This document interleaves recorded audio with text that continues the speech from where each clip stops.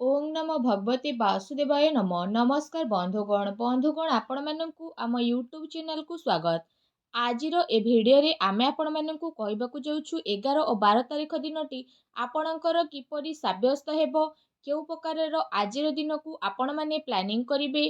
जदि आमे आपण मानकु विशेष भाबरे कहिबु कि आजिर दिन आपणकर किपरि साब्यस्त हेबो केउ केउ जिनिस रे आपणकु फायदा मिलिबो केउ सबु जिनिस रे आपणकु सावधान रहिबाकू पड़िबो आपणकर लव लाइफ किपरि रहिबो क्यारियर किपरि रहिबो बिजनेस आउ व्यापार किपरि रहिबो ता सहित स्वास्थ्य रो महत्वपूर्ण इन्फॉर्मेशन मध्ये आमे आपण मानकु देबु। आउ ए वीडियो शेष रे आमे किछि उपाय विषय मध्ये कहिबु जहा द्वारा आपण आजिर दिन को आहुरी अधिक शुभ और मंगलदायक बनी पारिबे।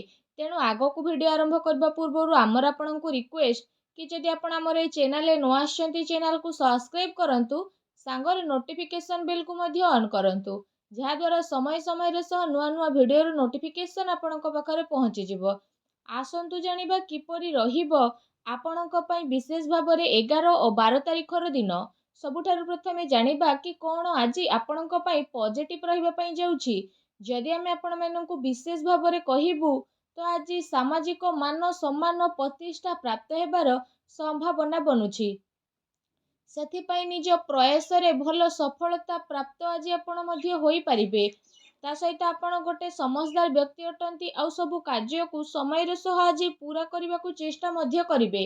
सेथिपाई विशेष भाबरे आपणकु सफलता प्राप्त हेबार संभावना मध्ये बनुछि।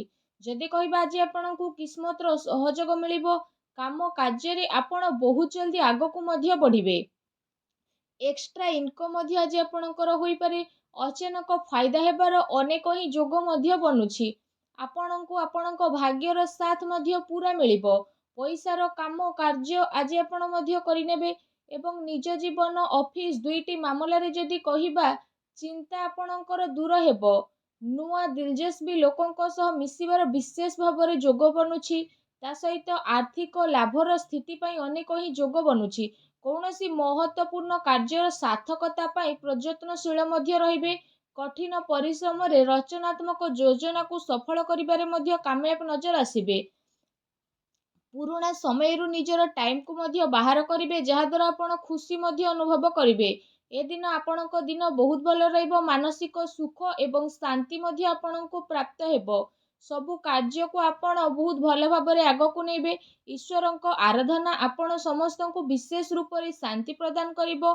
आपणकर उत्तम प्रदर्शन आपणक प्रतियोगी पई आश्चर्यजनक करिदेबो। आपणकर कार्यस्थल रे आपणको अपार सफलता मिलिबो चाहे ताहा पदोन्नति हेउ किंबा मान सम्मान। व्यवसाय करुथुबा जातक किछि नुआ हासिल मध्ये करि नेबे। ता सहित जदि कहिबा ए दिन रे आपण आपणकर सर्वश्रेष्ठ देबा पई चेष्टा करिवे आउ जहार परिणाम आपणको सकारात्मक रूप रे मिलिबो। कौनसी नुआ जगह को जीवार मौका मिलिबो जेउ कारणरु आपणको उत्साह मध्ये बढ़ी जिवो विशेष भाबरे। या सहित कौनसी धार्मिक स्थल को मध्ये आपण आज विशेष भाबरे जाई पारंती। आज समय आपणक पक्षरे रहइबो। प्रकृति आपणको जोश आउ खुशीर माहौल उपहार मध्ये प्रदान करिवो। ए उपलब्धि रे आपण भरपूर खुशी उठांतु। ता सहित समयर देखभाल करिबा द्वारा आपणकर महत्वपूर्ण योगदान रहिबो। ए दिन रे आपणको कौनसी शुभ समाचार अवश्य मिलिबो जहा द्वारा आपणको मन अवश्य ही प्रसन्न रहिबो। आसंतु जानिबा आज आपणको पई कोन नेगेटिव रहिबो। जदि कहिबा ए दुई दिन रे विशेष भाबरे मनरे नकारात्मक विचार आसीबा कारणरो मनरे हताशा आसीबो। अनैतिक अप्रमाणिक कार्य विपत्ति रे विशेष भाबरे आपणकर उत्थान पतन आसी पारे। तेणु संभव हेउछि तो से सबुरु दूरे रुहंतु। कार्यभारर अधिकता रहिबा कारणरो मानसिक अस्वस्थता रहिबे। संतानकर चिंता ए दिन रे आपणकर बढ़िबो। ता सहित आपणक आमदानी भल रहिबो।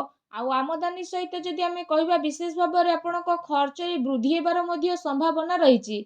एथिरे आपण आपणकर आमदानी और खर्च रे ताळमेळ बसैकी रखिबार अति आवश्यकता विशेष रूप रे रहिछि। एहा सहित जदि आपण व्यापार करूछंती तो आपणक व्यापार रे मध्ये आपणको लाभ मिलिबो। आपण महंगा वस्तु को किणी मध्ये पारिबे किंतु आपण आपणक महंगा शौक ऊपर रोक लगांतु अन्यथा आपणक सामना रे आर्थिक संकट मध्ये आसी पारे।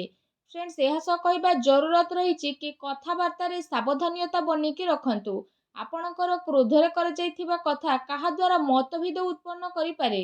ଆଉ ଅନ୍ୟ ଦ୍ୱାରା ରଖାଯାଇଥିବା ଉପେକ୍ଷା ମଧ୍ୟ ଆପଣଙ୍କ ସ୍ୱୟଂ ପାଇଁ ପ୍ରୋବ୍ଲେମ୍ କିଛି ଆଣିପାରେ। ଆସନ୍ତୁ ଜାଣିବା ଏ 2 ଦିନରେ ଆପଣଙ୍କର ଲଭ୍ ଲାଇଫ୍ କିପରି ରହିବ। ଯଦି କହିବା ଆପଣଙ୍କୁ ବହୁତ ହି ଧୈର୍ଯ୍ୟର ସହ କାମ କରିବାକୁ ପଡ଼ିବ। ପ୍ରତ୍ୟେକଟି ପାଦ ବହୁତ ହି ଭାବି ଚିନ୍ତିକି ଆଗକୁ ବଢ଼ନ୍ତୁ।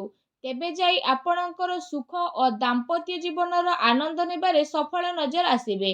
ଏହା ସହିତ ଜୀବନ ସାଥୀଙ୍କ ଦ୍ୱାରା ଲାଭ ମିଳିବ। ଲଭ୍ ଲାଇଫ୍ ମାମଲାରେ ମଧ୍ୟ ସକାରାତ୍ମକତା ଆପଣଙ୍କୁ ବିଶେଷ ଭାବରେ ମିଳିବ। ମାନସିକ ଚିନ୍ତା ପରେ ମଧ୍ୟ ଖୁସି ରହିବା ପାଇଁ ଆପଣ ଚେଷ୍ଟା କରିବେ।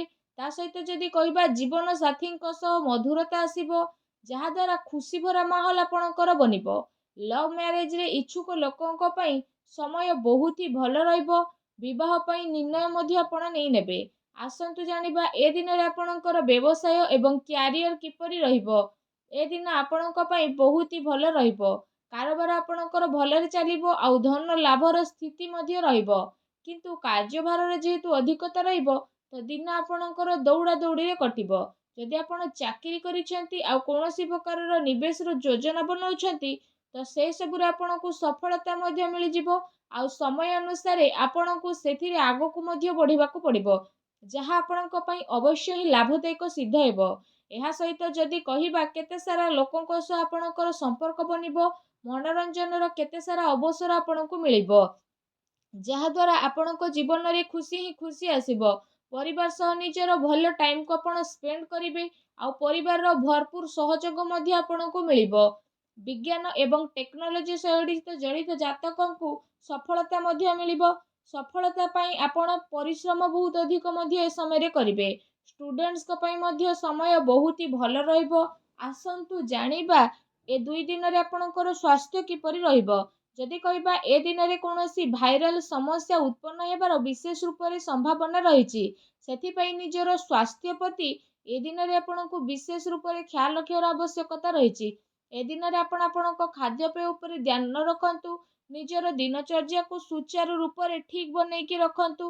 ଏହା ସହ ନିଜ ସ୍ୱାସ୍ଥ୍ୟକୁ ଆହୁରି ଅଧିକ ଭଲ ରଖିବା ପାଇଁ ଆପଣ ପ୍ରତ୍ୟେକ ଦିନ ଯୋଗ କରନ୍ତୁ, ବ୍ୟାୟାମ କରନ୍ତୁ ଏବଂ ସୁସ୍ଥ ରୁହନ୍ତୁ। ଆସନ୍ତୁ ଜାଣିବା ବିଶେଷ ରୂପରେ ଏ 2 ଦିନରେ କ'ଣ ଆପଣଙ୍କ ପାଇଁ ରହିଛି। ଯେ ଉପାୟ ବିଷୟରେ ଆମେ ଆପଣଙ୍କୁ କହୁଛୁ, ଏ ଉପାୟ ଆପଣ ରାତି ଟାଇମରେ ହିଁ କରନ୍ତୁ। ଏ ଉପାୟ ଆପଣ ରାତି ଶୋଇବା ଟାଇମରେ କରନ୍ତୁ। ଆପଣଙ୍କୁ କ'ଣ କରିବାର ଅଛି କି ଯେତେବେଳେ ଆପଣ ସ୍ନାନ ଆଦି ବିଶେଷ ରୂପରେ କରିସାରିବେ ଆଉ ଶୋଇବା ଟାଇମରେ 1 ଗ୍ଲାସରେ ଦୁଗ୍ଧକୁ ଭର୍ତ୍ତି କରି ନିଜ ମୁଣ୍ଡ ପାଖରେ ରଖିକି ଶୁଅନ୍ତୁ। ଏହାପରେ ଆପଣ ସକାଳେ ଉଠନ୍ତୁ। ସ୍ନାନ ଆଦି ବିଶେଷ ରୂପରେ କରିସାରିବା ପରେ ସେ ଦୁଗ୍ଧକୁ କୌଣସି ଅଶ୍ୱତ୍ଥ ବୃକ୍ଷ ମୂଳରେ ଢାଳି ଦିଅନ୍ତୁ। ଏପରି କରିବା ଦ୍ୱାରା ଆପଣଙ୍କୁ ଶୀଘ୍ର ହିଁ ଶୁଭ ଫଳର ପ୍ରାପ୍ତି ହେବ ଏବଂ ଭଗବାନ ସୂର୍ଯ୍ୟଦେବଙ୍କର ଆଶୀର୍ବାଦ ମଧ୍ୟ ଆପଣଙ୍କ ଉପରେ ବନି ରହିବ। ଏ ଉପାୟକୁ ଆପଣ ଅବଶ୍ୟ କରନ୍ତୁ। ଆପଣଙ୍କୁ ଅବଶ୍ୟ ହିଁ ବିଶେଷ ରୂପରେ ଲାଭ ମିଳିବ। ଭଗବାନ ସୂର୍ଯ୍ୟଦେବଙ୍କ ଆଶୀର୍ବାଦ ଆପଣଙ୍କୁ ପ୍ରାପ୍ତ ହେଉ।